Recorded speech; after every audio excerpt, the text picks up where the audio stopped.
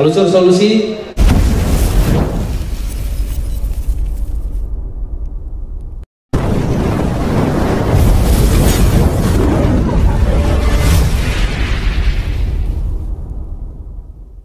Selamat siang menjelang sore, Pak. Selamat siang, Pak Rangkong. Iya, gimana kabar? Alhamdulillah sehat. Iya, baik. Pada saat ini saya sedang bersama dengan Bapak Bilang. Nah, sebagai jabatan apa dan juga nama lengkapnya, Pak Bilang bisa menyampaikan, Pak. Ya, terima kasih Pak Rangkong. Bapak Ibu yang mengikuti acara telusur solusi, ya, terima kasih atas kesempatannya dari Pak Rangkong dan tim untuk mengundang kami di sini untuk menyampaikan terkait dengan program-program pemerintah, terutama terkait dengan pengadaan barang dan jasa.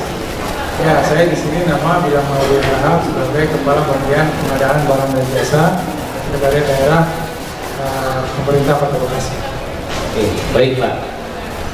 Jadi Bapak Bilang adalah Kepala Bagian Pengadaan Barang dan Jasa di Sekretariat Daerah Kota Bekasi, Pak ya? Siap. Ya. Pak Bilang, kita ingin mendengar secara langsung tentunya pemaparan dari Bapak. Nanti mungkin akan muncul pertanyaan. Oke, terima kasih atas kesempatannya, Bapak Ibu semua. Dapat kami sampaikan sesuai dengan tugas kami di bagian pengadaan barang dan jasa adalah melaksanakan proses pengadaan barang dan jasa di lingkungan pemerintah Kota Bekasi. Jadi aturan yang kita jadikan acuan adalah Peraturan Presiden Nomor 16 Tahun 2018 tentang pengadaan barang dan jasa pemerintah. Nah, ini sudah direvisi tahun 2021 menjadi Perpres Nomor 12 Tahun 2021 tentang pengadaan barang dan jasa. Nah, untuk tindak lanjutnya itu telah dikeluarkan Peraturan LKPP Nomor 12 Tahun 2021 tentang pedoman pelaksanaan pengadaan barang dan jasa pemerintah melalui penyedia. Kita fokus kepada penyedia karena tadi disampaikan bahwa bagaimana memilih penyedia yang bagus, ya, kita fokus kepada penyedia. Dapat kami sampaikan di sini tahapan pengadaan barang dan jasa itu ada paling tidak 6, ya. Yang pertama perencanaan pengadaan, yang kedua persiapan pengadaan, yang ketiga persiapan pemilihan, yang keempat proses pemilihan, yang kelima pelaksanaan kontrak, dan keenam serah terima. Jadi yang 6 ini itu saling terkait, ya, tidak terpisahkan. Jadi di dalam proses 6 ini kalau diikuti dengan baik, ya mudah-mudahan kita bisa memperoleh hasil yang maksimal. Untuk di perencanaan ini PPK dalam hal ini, ya, pejabat komitmen itu sudah mulai mengidentifikasi apa saja yang perlu dibelanjakan, bagaimana jadwalnya, kemudian seperti apa barang-barang yang mau dibeli, jasa, dan sebagainya. Kemudian di persiapan pengadaan, APS berapa, gitu ya, spesifikasi teknis, rancangan kontrak. Kemudian di persiapan pemilihan, apa aja nih yang harus dipersiapkan oleh pemilihan. Udah nanti apakah lelang atau melalui swakelola atau melalui penyedia, itu hal-hal yang harus dipersiapkan. Kemudian proses pemilihannya sendiri, apakah kita melalui LPSE atau langsung oleh PPK. Kemudian kontrak, dievaluasi kontrak, dan terakhir serah terima. Oke, kemudian dalam metode pemilihan barang dan jasa ini dapat kami sampaikan di sini. Yang pertama yang sekarang itu sedang kita galakkan e-purchasing. Itu adalah menggunakan katalog elektronik dan toko daring, toko dalam jaringan. Kemudian yang pengadaan langsung itu nilai sampai dengan 200 juta. Yang ketiga penunjukan langsung itu keadaan tertentu. Yang keempat tender cepat, ini juga ada, ya. Itu yang volumenya sudah ditentukan dan pelakunya itu sudah ada di dalam aplikasi Sikap. Yang terakhir tender. Jadi yang tender ini karena sudah tidak bisa dilaksanakan dengan metode-metode yang sebelumnya. Untuk konsultan itu ada 3 juga. Yang pertama seleksi, kemudian pengadaan langsung, dan penunjukan langsung. Nah, terhadap penyedia barang dan jasa ini kita lakukan evaluasi ya. Evaluasi apa saja yang kita sampaikan. Evaluasi itu mengacu kepada dokumen pemilihan yang sudah ditetapkan. Ya, kita lakukan evaluasi. Nah, dalam evaluasi ini ada administrasi, teknis, dan harga. Ya. Di dalam administrasi kita melihat ini keabsahan surat dan sebagainya, kalau diperlukan jaminan ya. Dan teknis ini ada aspek teknis, jangka waktu pelaksanaan, personil, peralatan, metode dan sebagainya. Kemudian di harga ini nanti harganya sesuai dengan pagu atau tidak, berapa persen dari pagu gitu ya. Kemudian evaluasi teknis, kita minta biasanya untuk barang nih ada standarnya, ada garansi apa tidak ya, asuransi dan sebagainya. Tenaga teknis, jadwal, merek.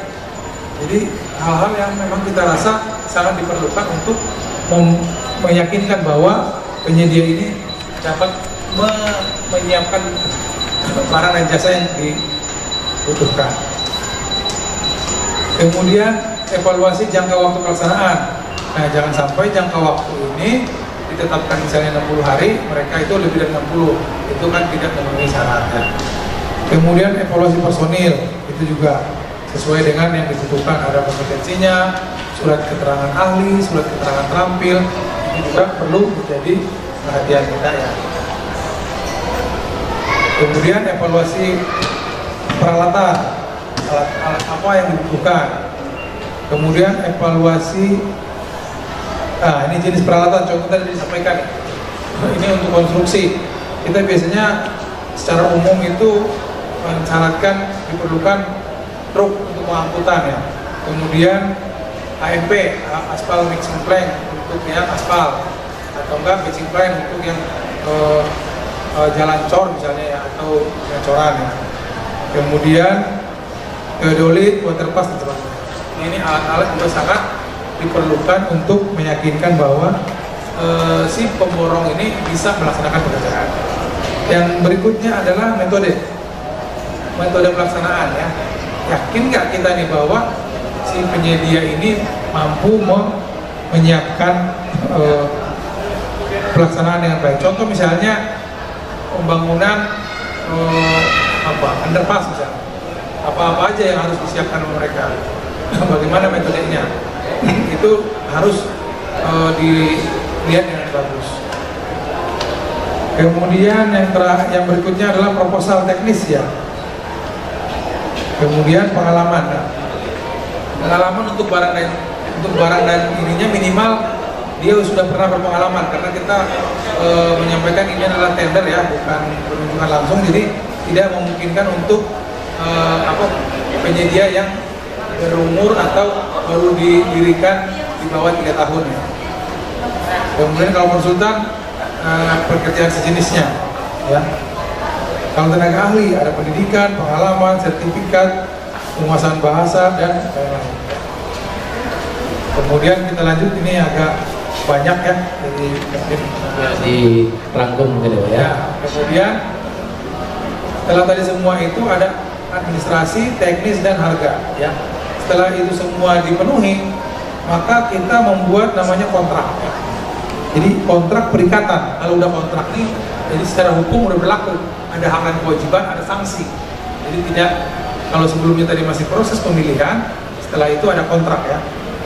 Nah, kontrak ini ada beberapa hal ya yang perlu disampaikan. Yang pertama, penetapan SPPBJ. Jadi setelah lelang atau setelah tender dilakukan, ada surat penunjukan penyedia barang dan jasa. Setelah disampaikan surat ini oleh PPK, maka penyedia itu membuatkan jaminan pelaksanaan ya, untuk menjamin bahwa pelaksanaan pekerjaan bisa dilakukan. Setelah itu baru dibuat kontrak ya. Jenis kontrak ada lamsam, harga satuan, gabungan, dan sebagainya ya. Kemudian yang berikutnya penandatanganan kontrak ya. Kemudian yang berikutnya adalah pembayaran ya.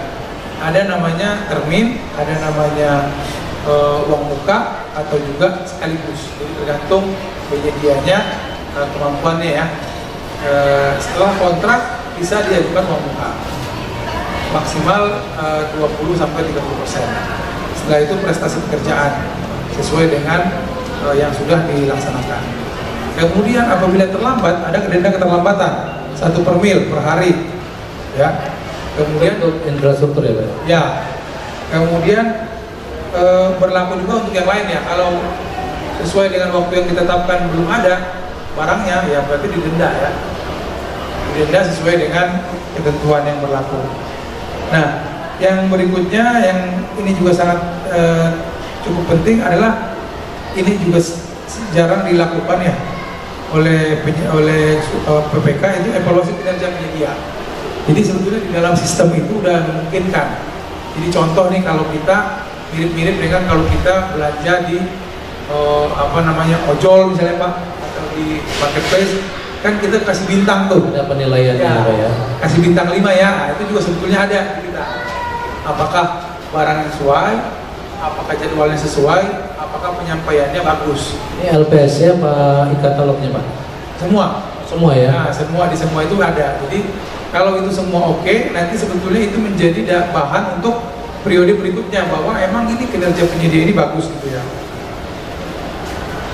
Kemudian kami sampaikan lagi di sini adalah kaitan dengan yang tadi e-katalog ya.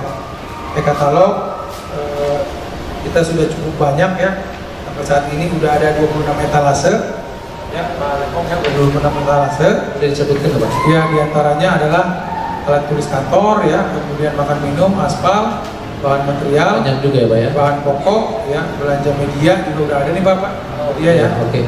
Kemudian cetakan juga ada, dan karangan bunga dan sebagainya, servis kendaraan,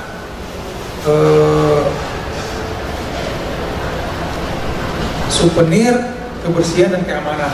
Jadi udah ada 26 etalase. Sampai saat ini ya udah ada 385 penyedia dan 8.441 produk. Jadi cukup banyak ya. Jadi walaupun demikian kami terus mendorong ya PPK di Pemkot untuk melaksanakan yang bisa dilakukan dengan swakalo, yang bisa dilakukan dengan katalog, bisa dilakukan dengan katalog ya, sehingga lebih mudah, lebih transparan, dan lebih cepat. Kemudian juga kami mengikuti program yang dilaksanakan oleh para camat ya. Kita akan membuka pos pendaftaran penyedia di masing-masing kecamatan, sehingga penyedia yang tadi baru 385 mungkin dengan kita jemput bola ke kecamatan akan lebih banyak lagi yang ada itu Pak di programnya ya. Baru mau kita mulai besok ya. Oh, besok ya. Kita mulai adanya pendaftaran di masing-masing kecamatan. Mungkin secara umum itu yang bisa kami sampaikan. Baik. Kalau memang ada pertanyaan nanti silakan di pendalaman ya terkait dengan materi yang tadi udah kita sampaikan. Terima kasih. Assalamualaikum warahmatullahi wabarakatuh. Baik, terima kasih Pak Bilang dan sahabat jaringan telusur yang tetap setia.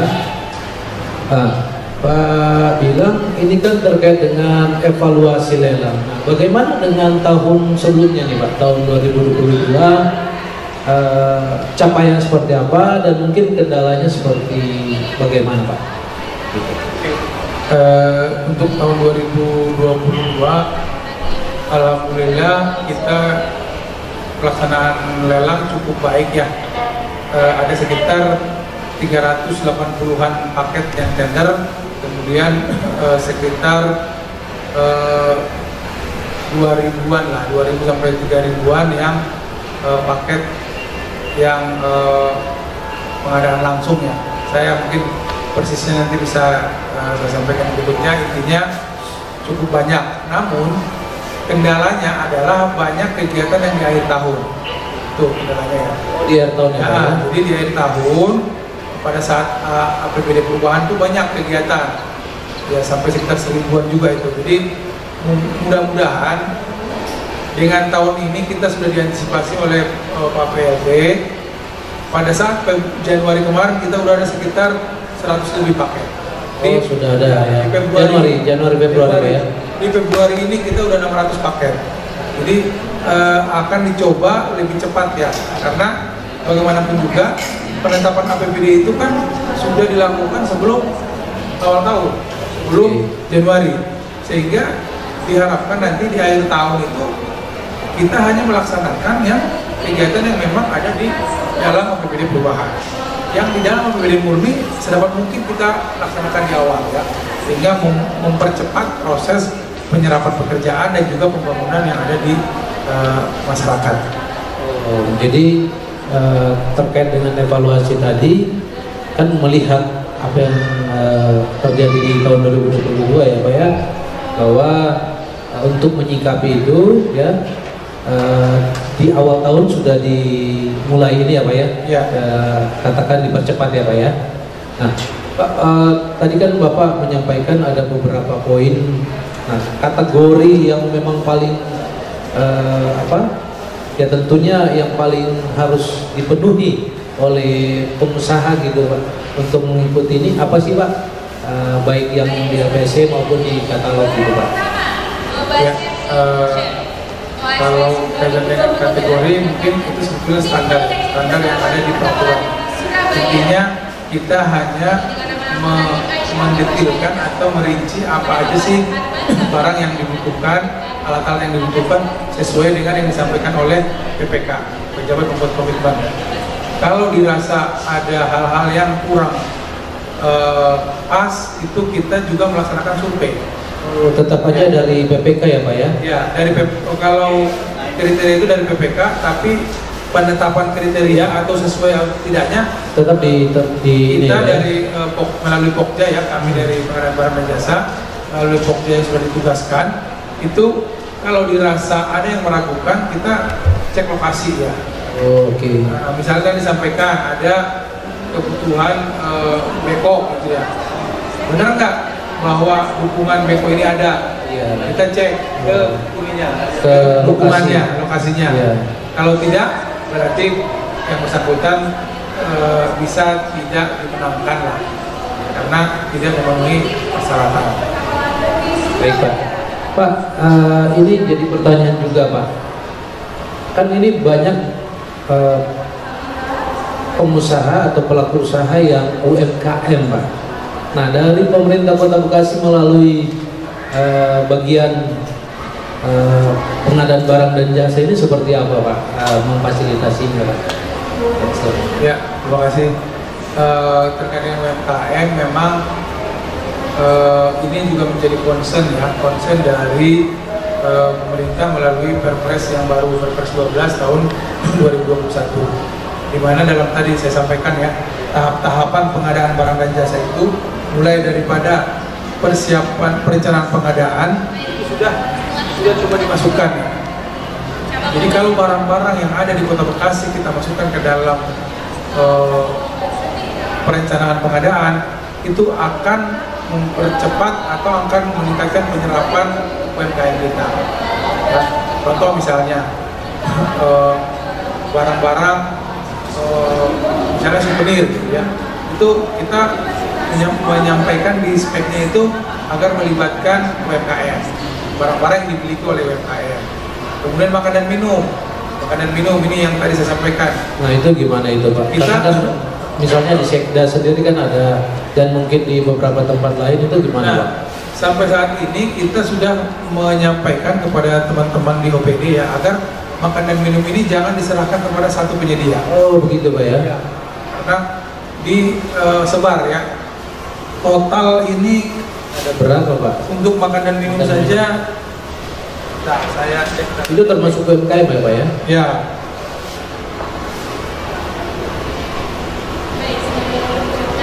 Makan dan minum ini adalah sampai 69 penyedia. Oh, ada 49 penyedia ya? 69 sorry. 69. Jadi sampai saat ini udah 69 nih. Nah, makanya tadi saya sampaikan, kita menyampaikan atau menyarankan kepada PPK yang paket melalui kita nih Pak, itu agar dibagi ya. Misalnya hari ini si A, besok si B, minggu depan si C gitu. Ini juga sudah dilakukan di Dewan ya, di DPRD kita, makanan minum. Jadi misalnya paripurna minggu ini penyedianya si A, paripurna minggu depan penyedianya si B. Jadi kita juga menyarankan agar masing-masing UMKM kita ini bisa mendapat paket pekerjaan. Nah, kita menyarankan juga kepada kecamatan agar menggunakan UMKM juga. Jadi udah disarankan ya? Kayak seperti kemarin makan minum oleh Bapak Ibu anggota Dewan yang terhormat dalam pelaksanaan reses, itu juga kita sudah masuk ke dalam LPSC kita, masuk dalam katalog. Jadi memang sedapat mungkin kalau memang itu disiapkan atau bisa disiapkan oleh UMKM kita, ya sudah, jangan oleh 1-2 penyedia. Nah, di Setda dan juga di Setwan, kalau tahun yang lalu itu masih ada makan dan minum itu yang nilainya ratusan juta oleh satu penyedia. Sekarang udah enggak. Dibagi. Nah, kontraknya pelaku usaha itu ya. Lebih mudah kontraknya, tidak harus lelang. Jadi kelebihannya untuk yang penyedia ini, penyedia yang katalog ini tidak perlu lelang walaupun di atas 200. Ya. Oh, jadi tidak perlu lelang. Ya. Berarti penunjukan ya. Penunjukan. Okay. Nah, cuma memang kita sarankan jangan besar-besar. Karena tadi mungkin yang UMKM kecil, makan minum yang kecil tidak sanggup, Pak. Kalau ratusan juta. Oh, begitu ya, Pak. Jadi itu pertimbangannya ya, Pak. Ya, maka pertimbangannya paketnya mungkin 50 juta atau 20 juta atau beberapa kali pertemuan dijadikan satu paket, ya. Sehingga memudahkan mereka untuk menjadi penyedia. Karena kalau kontrak misalnya 100 juta harus selesaikan dulu kontraknya, mungkin itu akan membutuhkan waktu misalnya sebulan, 2 bulan dan sebagainya. Dan itu akan menyulitkan penyedia-penyedia yang baru untuk memproses cash flow-nya mereka. Oke. Jadi itu ya, sahabat jaringan telusur, pemerintah Kota Bekasi juga dalam perhatiannya kepada UMKM, sehingga paket-paket yang dibutuhkan di dalam pemerintahan sudah mulai berarti apa ya, untuk dilibatkan para UMKM ini, sehingga mendapatkan juga tentu rezeki ya dalam hal beli APBD Kota Bekasi ya. Itu makanan saja atau mungkin ada paket lainnya, Pak? Memang yang paling banyak itu makan minumnya. Jadi kita juga harus melihat porsi APBD kita. Di APBD kita itu kan yang banyak itu untuk penyedia secara umum itu makan minum. Gitu yang paling banyak ya, Pak ya? Iya. Sisanya kan mungkin belanja konstruksi misalnya kan, itu juga untuk usaha kecil juga memang yang banyak pengadaan langsung dan pengadaan langsung yang juga 200 juta ya. Jadi itu kita dorong. Sebetulnya sih ada juga misalnya karangan bunga, itu juga kita dorong masuk ya, masuk ke dalam katalog kita ya, sehingga teman-teman yang bisa menyiapkan itu langsung ada di katalog. Yang berikutnya yang baru saja kita launching ini adalah cetakan. Ya, etalase cetakan. Ya, etalase cetakan. Tadinya belum ada. Itu apa aja itu, Pak, cetakan? Etalase cetakan di situ di dalamnya ada cetakan, fotokopi, penjilitan dan juga banner-banner, spanduk percetakan ya, Pak. Ya. Segala yang terkait dengan percetakan ya. Ini akan memudahkan juga PPK untuk memilih. Jadi sebetulnya kita ingin agar yang rekanan-rekanan yang memang sudah terdaftar sebelumnya di masing-masing OPD itu silakan mendaftar. Oh, jadi dibuka ya? Dibuka kesempatan ya, seluas-luasnya ya. Ya, nah, memang betul harga tergantung oleh penyedia, tapi nanti akan dipantau juga oleh LKPP sama kita juga. Oh, jadi ada pantauan juga dari LKPP ya, Pak ya? Kalau harganya naik terus dalam waktu beberapa bulan, setiap saat naik, ini juga akan menjadi perhatian. Oke, bisa di take down oleh LKPP atau juga si PPK juga perlu menawar sebetulnya. Oke, jadi ada ruang untuk tawar ya, Pak ya, negosiasi ya. Walaupun misalnya satu buah barang gitu ya, harganya misalnya 1 juta. Nah, PPK harus menawar BPK dalam hal itu bisa menawar. Bisa menawar gitu. Oke. Berapa dealnya yang bisa. Jadi memang kelebihannya menawarnya di dalam sistem, dalam sistem ya. Nanti kelihatan riwayat paketnya seperti apa, nanti kelihatan. Nah ini Pak, kan ini yang ada di Kota Bekasi ini Pak, katakanlah pelaku usahanya ada di Kota Bekasi. Bagaimana dengan yang ada dari luar mau juga ikut di dalam sistem itu Pak? Sebetulnya kan kalau sistem ini kan nasional. Nasional ya Pak ya. Sistem dibuat oleh APP untuk seluruh Indonesia. Cuman kalau disebut lokal di sini berarti kita yang membuat etalase. Oh tadi yang etalase itu Pak ya, baik. Tapi tidak tertutup kemungkinan pengusaha di luar Kota Bekasi masuk. Juga bisa masuk ya. Ya. Oke. Jadi yang penting etalasenya kita yang membuat. Ya. Makanya tadi kita menjemput bola, mana tahu ada pelaku usaha kita yang mungkin tidak sempat ke kantor Wali Kota Bekasi, kita mengadakan atau membuat pendaftaran di masing-masing kecamatan. Yang tadi akan dimulai pada besok hari ya. Pas banget ya kita sosialisasi sekarang ya. Iya. Mudah-mudahan Bapak Ibu melalui jaringan telusur ini kita juga menyampaikan di sini ya. Kita akan membuka pendaftaran di masing-masing kecamatan sesuai dengan acara kecamatan yang bersangkutan. Karena Pak PLT menyampaikan nih kepada masing-masing kecamatan itu punya program. Masing-masing punya program ada yang hari malam Minggu, ada yang malam Sabtu, ada yang malam Senin, ada juga yang sore hari, ada yang macam-macam. Jadi kita fleksibel mengikuti jadwal yang sudah disiapkan oleh kecamatan masing-masing. Baik, tadi tertarik tuh Pak terkait dengan bintang ya Pak ya. Jadi ada juga penilaiannya seperti ojol ya kalau nggak salah ya. Nah itu bagaimana pemerintah menyikapi Pak kalau ada yang masuk dalam backlist atau tadi ya kinerjanya dalam ternyata kurang baik, itu ada sikap atau tindakan dari pemerintah Kota Bekasi seperti apa? Terima kasih. Kalau kaitan dengan penyedia ini memang terus terang ya, kami juga merasa masih cukup berat ini ya, mengingatkan para PPK. Jadi kan memang penilaian ini belum ada hubungannya dengan pencairan. Oh oke. Ya, jadi itu setelah berarti. Jadi sebetulnya itu disarankan tadi ya untuk dinilai tuh kinerja penyedia.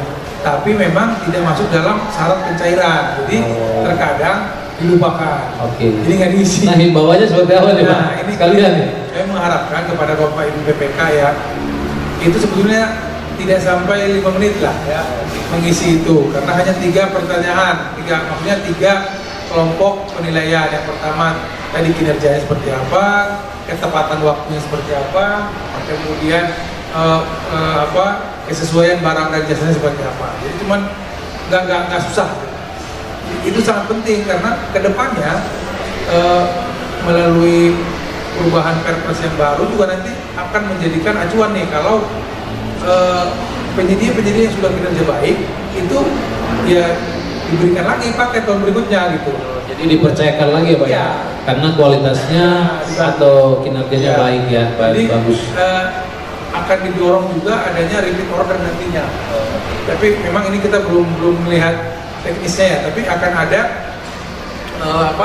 cara atau proses penunjukan dengan menggunakan repeat order. Repeat order itu kan berarti mengulang pesanan kan, mengulang pesanan kepada penyedia yang kinerjanya baik. Jadi nggak perlu lagi di tender atau dilelang karena sudah baik.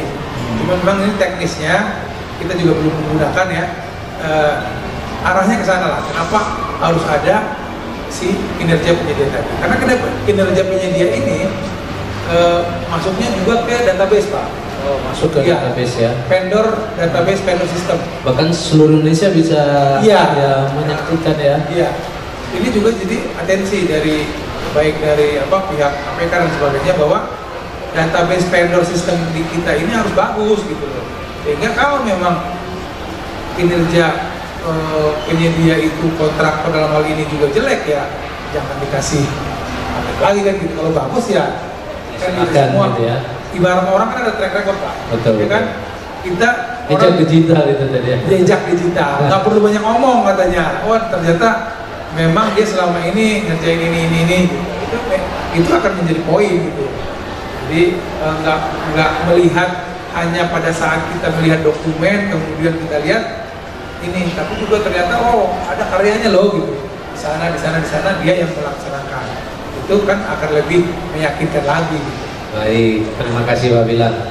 Jadi kita sudah dengar ya, ini singkat sebenarnya, tapi terima kasih Pak Bilang. Nah kesimpulannya Pak, kan bicara evaluasi nih Pak di tahun 2022 dan persiapan tentu menjalani di tahun 2023 Pak untuk menutup acara kita. Apa nih kira-kira mau disampaikan Pak? Oke, terima kasih. Kesimpulan dari mungkin podcast kita pada pagi hari ini, pada sore hari ini adalah bagaimana pemerintah ya melalui KPP, kemudian pemerintah Kota Bekasi ini berusaha mempercepat proses, karena kan bagaimanapun juga APBD yang sudah ditetapkan oleh Bapak Ibu Dewan yang terhormat itu harus segera dilaksanakan, gitu kan? Kalau ini terlambat, misalnya sekarang, antisipasi musim hujan dan sebagainya, itu segera dilakukan. Apa-apa yang perlu dibeli, apa yang perlu disampaikan ke masyarakat, itu segera dilaksanakan.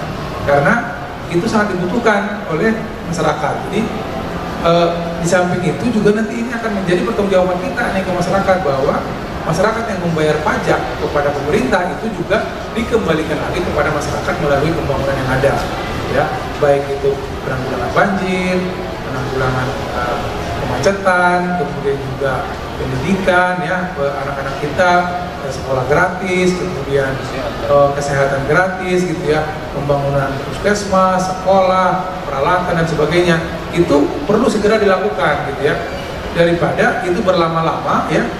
Padahal itu sangat dibutuhkan. Bisa contoh nih, kursi tunggu misalnya di rumah sakit atau di puskesmas, gitu ya, ya obat, gitu ya, kemudian makan pasien, gitu, itu segera dilakukan semua. Hal-hal yang dibutuhkan lah, ya, sehingga masyarakat dapat terlayani dengan baik. Jadi kami sebagai pendukung untuk proses itu akan segera mempercepat prosesnya apabila sudah disampaikan dari OPD atau dari PPK ke kita mana-mana yang harus dilelang dan sebagainya. Tadi juga ada e-purchasing, kemudian katalog dan sebagainya, itu akan segera dilakukan. Itu sangat penting. Karena masyarakat sangat membutuhkan proyek-proyek yang ada di pemerintahan ini, sehingga kemaslahatan lah atau kemanfaatan dari anggaran itu bisa segera diterima oleh masyarakat. Baik sahabat jaringan telusur, kita sudah mendengarkan ya dari Pak Bilang. Beliau adalah Kepala Bagian Pengadaan Barang dan Jasa ya di Sekretariat Daerah Kota Bekasi. Kesimpulannya tadi, bahkan ada himbauan agar supaya di tahun 2023 ini dimaksimalkan ya Pak ya, baik dari pemerintah, para PPK yang tentu dipercayakan sebagai pejabat pembuat komitmen ya, agar supaya lebih tentu maksimal dan bijak.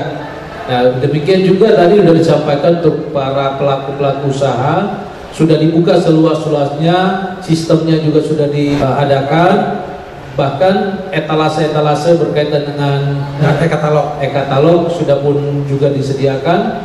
Silakan. Bahkan tadi menariknya UMKM dalam hal makan minum dan juga tadi cetakan ya, itu pun sudah menjadi perhatian pemerintah Kota Bekasi kepada UMKM dan pelaku usaha yang ada di Kota Bekasi tentunya. Baik, terima kasih. Sementara itu saja. Salam sehat buat kita semuanya. Sampai jumpa di lain waktu dan kesempatan.